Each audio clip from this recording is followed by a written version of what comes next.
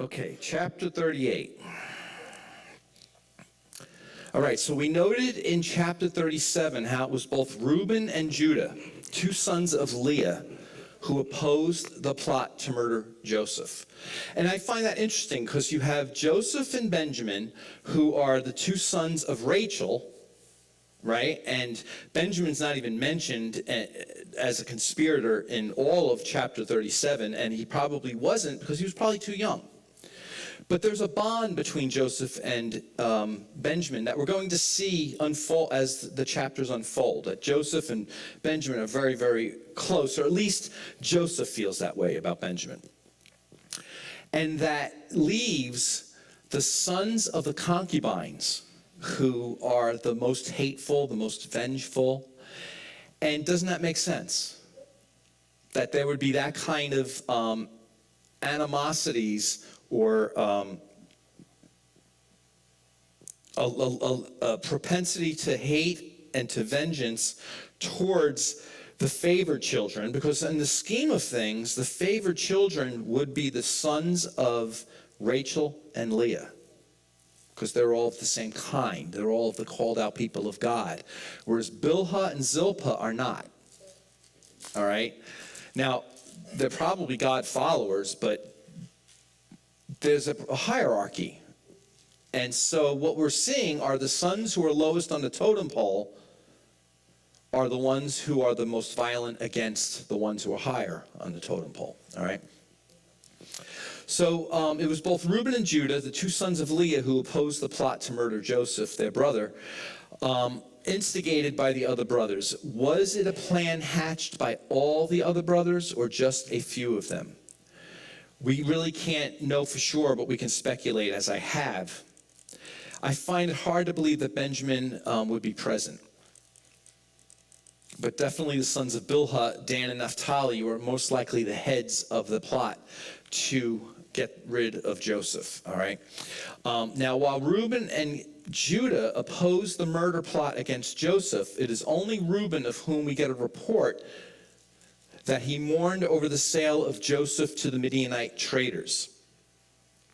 We have no report of Judah's feelings about this. And so, in the absence of any kind of record of Judah feeling bad about this, we have to assume he probably doesn't. Now, we arrive at a chapter which revolves around Judah, and starts as immoral behavior on the part of Judah. Sexual intercourse with and marriage to a Canaanitess and a Dulamite named Tamar. This is the same sin. No, that's not right. Well, it is right. It's just not very clear. This is the same sin committed by Esau before him and Ishmael before Esau. This is a break in the Joseph narrative, which picks up again in Genesis 39:1. What is interesting about this is Judah is committing the same sin as Ishmael and Esau. All right? And he's doing it as a sign of disrespect. He's doing it as an act of disobedience to God. All right? And yet God is going to use all of this, which boggles my mind, you know? I mean, that God doesn't step in and go, you know what? I'll do this through another one of the family members. Messiah's not coming through you anymore, you know? But when I think about this is just another aspect of the lineage of Christ that's non-Jewish, which I never saw before until I studied this out. You know, I always think about Ruth and Boaz, because Ruth is in the line of Christ, and Rahab, right? But this is another example. And it should be that way because, you know, Jesus came to the Jew first and then also to the Gentiles. I mean, the kingdom of heaven is not just for people born Jewish. It's for, as a matter of fact, it's not even for people born Jewish. It's for all people who would come to faith in Messiah, be they Jewish or Gentile. All right? The reason why I stumbled over this before is because we're going to see in this chapter that Judah does not marry Tamar. Judah marries this woman that we don't even know her name. All right? And this woman gives birth to a son named Er. Er is the firstborn. And Er loses his right of being firstborn in the same way that Ishmael does, in the same way that Esau does, but even worse, because Er becomes the first person in the Bible that God takes out. All right? And I'm thinking to myself, as I was writing my notes tonight, which I'm not even using right now, but I was thinking about, I was like, well, that's not really true, because what about Cain? But Cain was not taken out. Cain was cast out, but Cain wasn't murdered. God didn't murder Cain. God kills Er. And he's the first one in the Bible that happens to. All right? So let's begin. I'm going to read through 7. I'm going to read through verse 7, and we'll see where we go. All right, so the 37's over. Joseph's in Egypt. That's all we know. He's been sold to Potiphar. We have no other information, all right? If I shoot ahead real quick to 39, verse 1, it just picks right up where it left off. Now Joseph had been brought down to Egypt, and Potiphar, an officer of Pharaoh, the captain of the guard, an Egyptian, had bought him from the Ishmaelites who had brought him down there, all right? But we're not up to that yet. So now in chapter 38, it happened at that time. What time? That's the first question you have to ask. It happened at what time? It happened that at the time Joseph was sold to the Ishmaelites, and his brothers returned to Jacob to give him the bad news. Judah did not go back with them. All right? It happened at that time that Judah went down from his brothers and turned aside to a certain Adulamite whose name was Hira. There, Judah saw the daughter of a certain Canaanite whose name was Shua. He took her and went into her. And she conceived and bore a son and called his name Er. She conceived again and bore a son, and she called his name Onan. Yet again she bore a son, and she called his name Shelah. Judah was in Cheseb when she bore him. And Judah took a wife for his firstborn, and her name was Tamar. But Judah's firstborn, was wicked in the sight of the Lord, and the Lord put him to death. Then, verse 8, Judah said to Onan, "Go into your brother's wife and perform the duty of a brother-in-law to her, and raise up offspring for your brother." And that's where I ended my study, but we'll see if we get that far, because I want to talk about intermarriage a little bit. All right, so 38, let me go back up to 1. This chapter, let me just make sure. This chapter, sorry. Now we arrive at a chapter which revolves around Judah and what starts as sexual morality on the part of him. All right?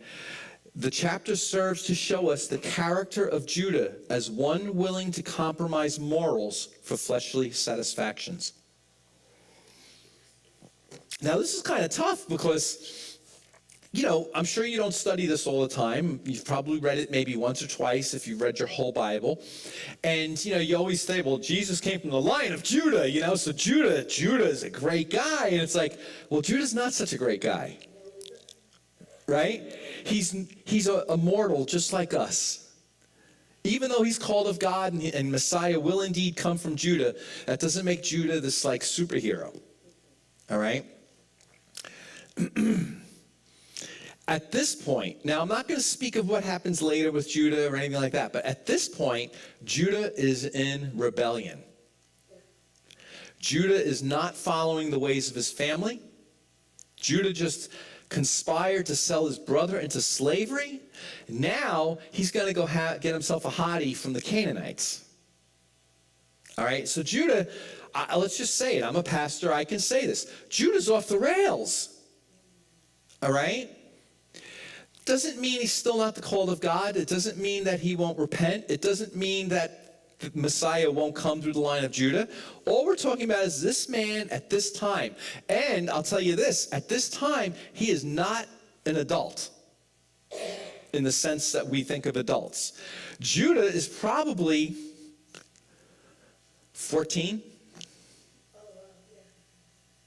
Yeah. Huh? Yeah.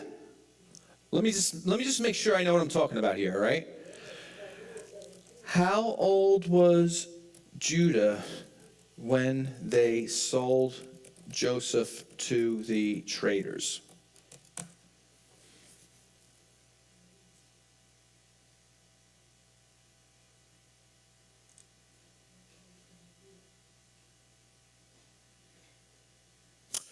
Okay, so Joseph is the math says that he was probably 4 years younger than Judah. And they're saying that Joseph was between 13 and 17. So that would make Judah 17 to 21, somewhere in between there. In other words, he's a kid. He's not, any 21-year-old, sure, they may be of adult age, but he's a kid. And so you can kind of see how he would be sowing his oats, right? Or acting out in a rebellious manner, because that's what kids do between the ages 17 and 21. That's what kids do between the ages, let's be real. Now, I'm not going to say, how old is a kid when they leave home? You know what I mean? So I will say that they enter rebellion at what? Today? No, before 15. 12, I would say. And from 12 to, based on how hard life is, probably anywhere from 23 to 30. That's when you wake up. That's when the light bulb goes off and you're like, whoa. If I don't do something about my life, it's going to go to hell in a handbasket, right? Now you either let life go to hell in a handbasket or you overcome and you move on and you grow up, right? So Judah is one at this point willing to compromise morals for fleshly satisfaction. Joseph's life was spared because of Judah, but Judah's tacit acceptance of Joseph being taken out of the way and Judah's willingness to take a wife and bear children of pagan affiliation. These are both signs, I'm not going to say signs, these are acts that are rebellious. They're sinful. Okay? God's allowing it. God's allowing all this, and he's going to use both of these. Because this whole chapter is about Judah's line. How Judah's ancestral line, Jesus' ancestral line through Judah, is not all Jewish people. Is it any wonder then that the Lord removes Israel from Canaan shortly, bringing them to Egypt and into captivity and bondage? And this is what I love about studying commentators and commentaries, is they cause me to think about things that I wouldn't really think about. Like, wow, if Judah could go into this kind of sin, if the rest of the patriarchs of Israel could sin to the degree that they would conspire to murder their own brother and then sell him off into slavery, would it be a stretch to think that God would bring them into the bondage of Egypt to pull them out of where they are and prevent further harm as far as their fall away from him? Right? How many, let's use a modern day example. How many people, now I know there's multitudes of them that do this as a scam, or they do it to try to get a good report. How many people go to prison and become Christians and say that that's exactly what they needed for God to reach them and for them to finally turn their lives around? Now, what I said before makes a little more sense. There are multitudes of prisoners that do that. They become Christians for their time in jail to try to get benefits or privileges, and then as soon as they're out of jail, they just go right back to who they were. But that's not everybody. There are people that find the Lord in prison or find true repentance in prison and do turn their lives around. And I'm not talking in terms of becoming, business people who make a lot of money. I'm just talking about not becoming a benefit to society rather than a detriment, thank you, to society. These chains of bondage that Israel gets put in Egypt will serve to prevent Israel from falling into the depravities of being unequally yoked to various Canaanite tribes and their idol worship, as well as their moral depravities. These Canaanite tribes, they're not God worshipers. That's probably the biggest things. But let's talk about what they are. They're people who do child sacrifice at the altar of Molech. You know what Molech is. Molech, he's a god, but what they would do is they would make a statue, and the statue would have a god, and his arms would be like this, literally this far apart. And underneath would be a big fire, and they would place a baby in those arms, and then they would launch the fire. All right? So, if this is happening with Judah, the propensity and possibility of this happening with the rest of Israel, I could see as a loving father, they need discipline. And I think that's kind of one of the purposes of the bondage of Israel in Egypt. All right?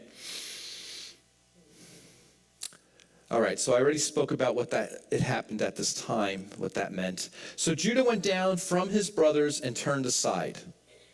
All right, so we will get to exactly what he turned aside to in a moment. It's in the same verse. But for now, we should look at what Judah turned aside from, which is unspoken. Judah turned aside to a pagan woman committing the same sin as Esau and Ishmael before him. But in doing so, what must he turn aside from? All right, so I have one general answer for you. His calling as a patriarch, his calling as a child of God. He goes to yoke unequally with a woman. He is in disobedience at best, and he is in rebellion at worst. All right? Is it any coincidence that as Joseph, check this out. I mean, you don't see these things unless you study commentaries, people who are smarter than me, right? Is it any coincidence that as Joseph, let me read it to you again. There was a reason I read this to you. Go to Genesis 39, verse 1. The first lines say, now Joseph had been brought down to Egypt. All right? And now let's look at verse 1 of Genesis 38. It happened at the time that Judah went down from his brothers. All right? There's a parallelism taking place here.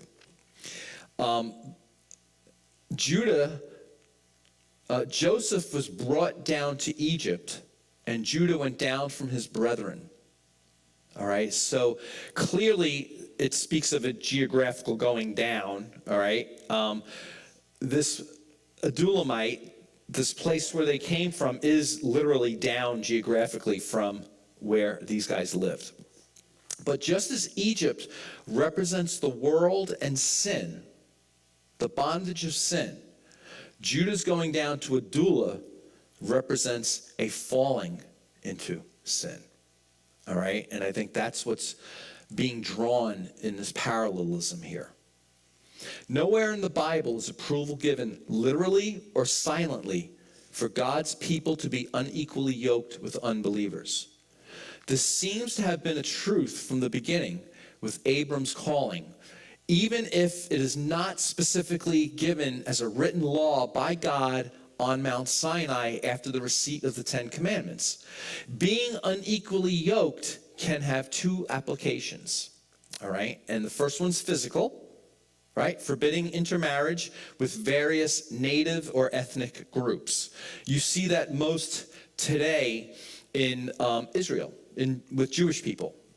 Anybody who's a Jew to any degree will spurn their children marrying outside of Judaism. Big flap. I know this because my sister married a Jewish guy. All right? And now they're divorced. He's a Scientologist. But anyway, that's all besides the point. But at the time, she was the second oldest sibling.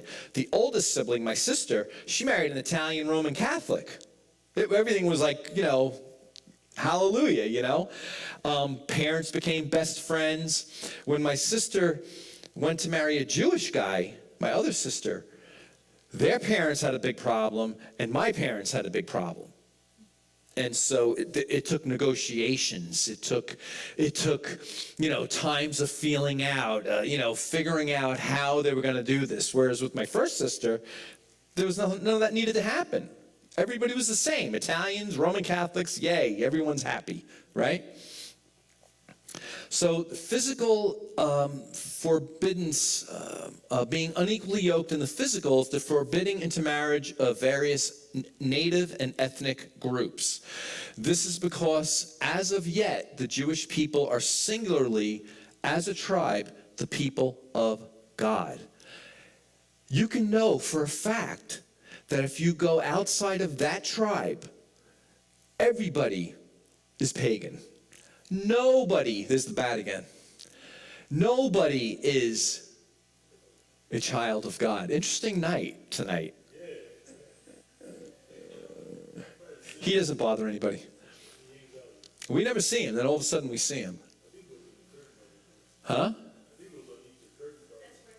He does. He goes back there and he goes up there. Like just now he came from up there. Bat. That bat. Yes, Facebook, we have a bat. All right. I promise you, he won't bother you. So there's no Christianity in the Gentile world at that time. All right.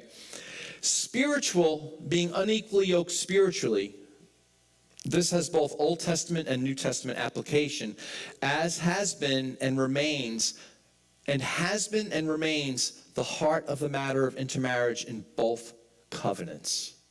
Do you get that?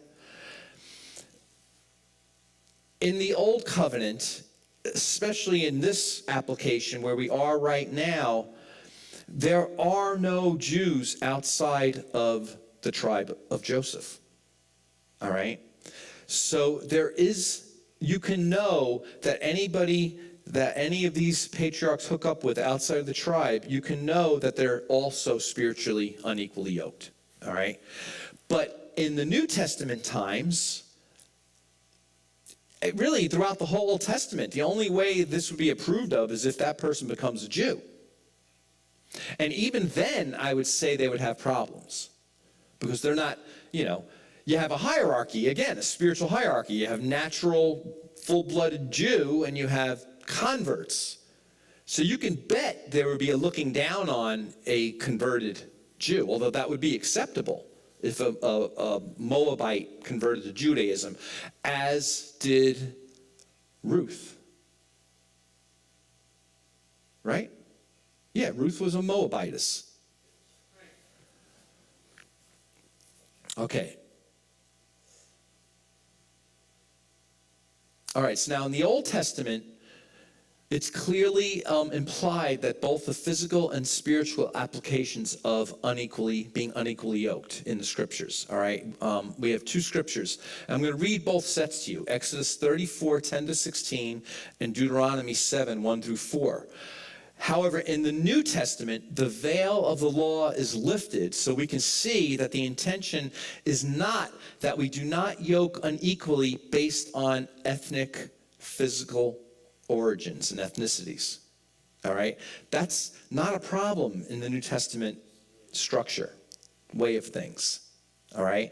What is a problem is being unequally yoked with unbelievers. You see, what's happened is throughout time, You have had, it happened in Judaism and it's happened in Christianity. You have Jews all over the world. You have Iranian Jews, you have Indonesian Jews, you have African Jews. Same thing with Christianity. You have Indonesian Christians, you have Arabian Christians, you have Chinese Christians. So ethnicity and origin are no longer an issue, or the priority issue. The priority issue is, are they a believer in Jesus Christ? All right? Believers and unbelievers becoming couples, married and procreating. As in all tribes and nationalities post Jesus Christ, or post the birth of the church, there are those who are believers and those who are unbelievers. All right, so now let me read the scriptures to you. Exodus 34:10 through 16 says this. And he said, "Behold, I am making a covenant before all your people. I will do marvels." This is God speaking to Israel, to Moses. "Such as have not been created in all the earth or in any nation. And all the people among whom you are shall see the work of the Lord, for it is an awesome thing that I will do with you. Observe what I command you this day. Behold, I will drive out before you the Amorites, the Canaanites, the Hittites, the Perizzites, the Hivites, and the Jebusites. Take care lest you make a covenant with the inhabitants of the land to which you go, lest it become a snare in your midst. You shall tear down their altars and break their pillars and cut down their Asherim. For you shall worship no other God, for the Lord, whose name is jealous, is a jealous God. Lest you make a covenant with the inhabitants of the land, and when they whore after their gods and sacrifice to their gods, and you are invited, you eat of his sacrifice. And you take of their daughters for your sons, and their daughters whore after their gods, and make your sons whore after their gods." All right, now it doesn't literally say, you shall not marry them. But it does, doesn't it? Right? And it even says why. Now we go into the actual law that does say. This is Deuteronomy 7:1 through 4. "When the Lord your God brings you into the land that you are entering to take possession of it, and clears away many nations before you, the Hittites, the Girgashites, the Amorites, the Canaanites, the Perizzites, the Hivites, and the Jebusites, 7 nations more numerous and mightier than you. And when the Lord your God gives them over to you, and you defeat them, then you must devote them to complete destruction. You shall make no covenant with them, and show no mercy to them. You shall not intermarry with them, giving your daughters to their sons, or taking their daughters for your sons." That's physical intermarriage, right? "For they would turn away your sons from following me to serve other gods." And now we have spiritual, being unequally yoked spiritually. All right? "Then the anger of the Lord will be kindled against you, and he would destroy you quickly." Now I want to add one more verse here, set of verses from Joshua, because it's pretty cut and dry. He's saying, they would turn away your sons from following me to serve other gods. So that's God of Abraham, Isaac, and Jacob, and I'm now going to be serving Baal. All right, and it looks like a clean cut. Now check out Joshua 23:11 through 13. "For if you turn back and cling to the remnants of these nations remaining among you and make marriages with them, so that you associate with them and they with you, know for certain that the Lord your God will no longer drive out these nations before you, but they shall be a snare and a trap for you, a whip on your sides and thorns in your eyes, until you perish from off this good ground that the Lord has given you."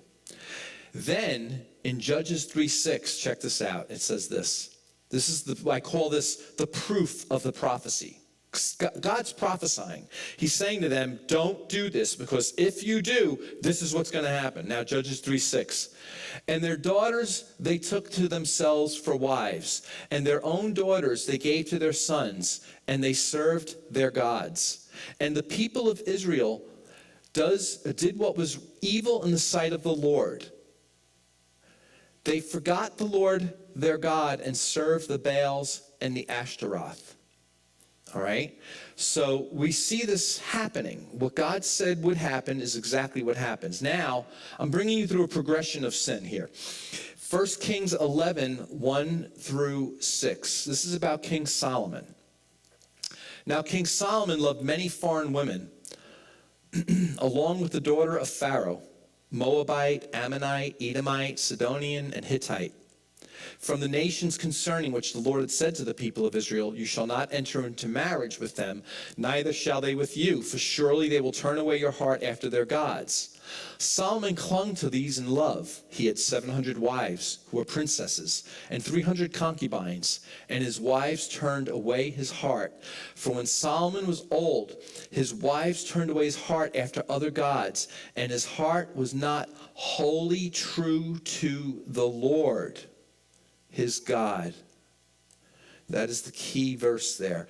And was the heart, as was the heart of David his father. For Solomon went after Ashtaroth, the goddess of the Sidonians, and after Milcom, the abomination of the Ammonites. So Solomon did what was evil in the sight of the Lord, and did not wholly follow the Lord, as David his father had done. The fulfillment of falling away from God is not your utter rejection of God. It is the compromise of your worship of God to blend in other things. That is the fall. All right? Now, in these days, it was the worship of other gods. All right? It was idolatry. That's what it is. It's idolatry. It's the sin of idolatry. All right? In modern times, it might be that if, you like, I'll just use some modern examples. If you like pickleball so much, there's pickleball freaks out there. They're addicts. Pickleball is their life. Pickleball, pickleball, pickleball. Football. Making money. People who do these things and yet say, oh yeah, I'm a Christian. And they go to church on Sunday, but their worship is intermingled with the worship of whatever it is their idol is. All right? Then you have a more blended type of this, where you, I guess the most obvious example would be Santeria. What's that called? Voodoo. All right? If you go to Haiti, voodoo is not just, dolls that you stab with pins. Voodoo is Christian-based. It's a perversion of Christianity. There's very little in it that makes you say that it's got anything to do with Christianity. But they don't utterly reject Christianity and Christ. They just allow the black magic to be the main focus. Snakes too, brother. Yeah. All right. There's all different kinds of meldings and perversions of the Christian faith with other things that are of the occult. All right. Oh, I'll give you another great example. Here's a modern example for you. It's brand new. Within the last 10 years. Yes, I'm going to call out a church here. Bethel Church in Redding, California. Never heard of Bethel? I'm sure you have. You just don't know it. Bill Johnson. Jesus Culture. The group Jesus Culture. They're originated from Bethel. Yeah. They have a thing called, it's not called tarot. Christology, it's called, something like that. And they use tarot cards. Yeah. And they go to occult fairs, and they have booths right next to the tarot card people, and they'll read your cards as a Christian and tell you what the Lord is saying to you. All right? It's a perversion. It's heresy. All right? Please, if you like Bethel Church, if you like their music, Jesus Culture, do yourself a favor and start looking at YouTube and type in Bethel Church Heresy. All right? And start pulling up the websites that talk about why these guys are off the rails. Because they're off the rails. All right. So in the New Testament now, 2 Corinthians 6:14. Is it 7:30? Here it is. 2 Corinthians 6:14 through 18. Do not be unequally yoked with unbelievers. For what partnership has righteousness with lawlessness? Or what fellowship has light with darkness? All right. Now this is talking in the contextually, it's talking about marriage. But what I just talked about is a wonderful example of this applying outside of the bonds of marriage. What partnership does Christianity have with tarot? What partnership does Christianity have with ecstatic dancing? What is that, Chris? Go on YouTube and type in, I forget what it's called, Patricia King, ecstasis. That's what you type in. Patricia King, ecstasis. And she will show you, it's another movement. This is in the New Apostolic Reformation movement. Patricia King is involved in this, and she does ecstasis. And what they do is they turn the sanctuary into a discotheque. They have a DJ, and they play music, and it's all Christian music. And you know, the lights are flashing and strobe lights, and you dance to it, and you lose yourself in the music.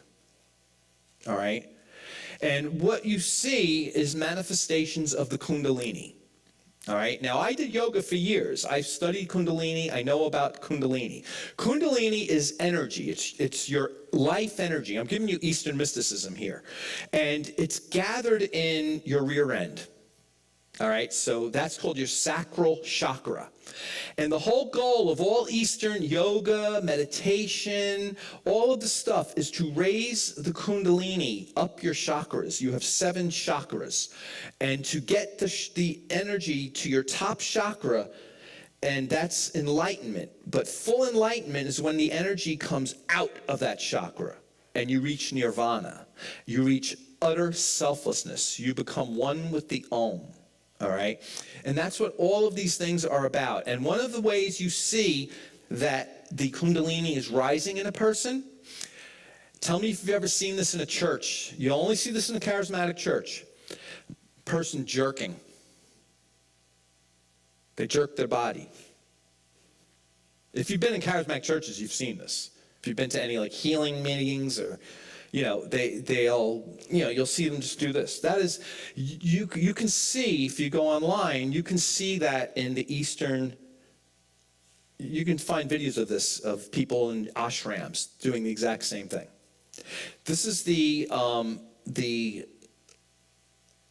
incorporation of New Age theology, New Age doctrine into our Christian faith, to pervert it and to introduce another Jesus, another gospel.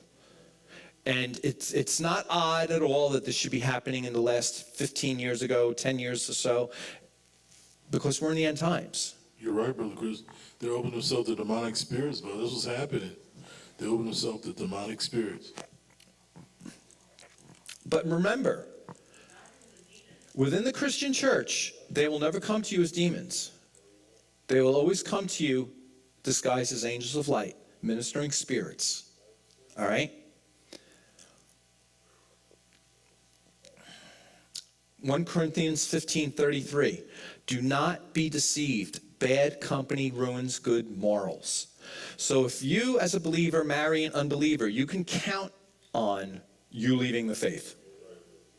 You may not outright leave it. It'll be a slow burn away from the church. All right? Same thing with you as a believer yoking yourself with unbelievers as friends. I'm not saying you can't have unbelieving friends, but realize the more time you spend with your unbelieving friends, you're not going to make Christians. They're going to make you a sinner, a fallen Christian. All right? You have to be aware of these things because you have to know when to draw the line. Me as an evangelist, I will witness to anyone, but I will not go to a strip club to witness. I do not need that. All right? That's bad juju for Chris. So I ain't going to do it. Right? Now, a blind Christian can go into a place like that. Won't have a problem. You got to be wise, all right? Baby Christian just came into the fellowship, Brother Chris, because you know the devil going to open them doors. He's going to open all these doors and say, go on in, go on in, go on in. Right. All right, so we're going to end off here. We only did verse 1, so that's cool. And we'll start next week at verse 2. I'll probably just start at verse 1 again. We'll read it again. Does anybody have any questions?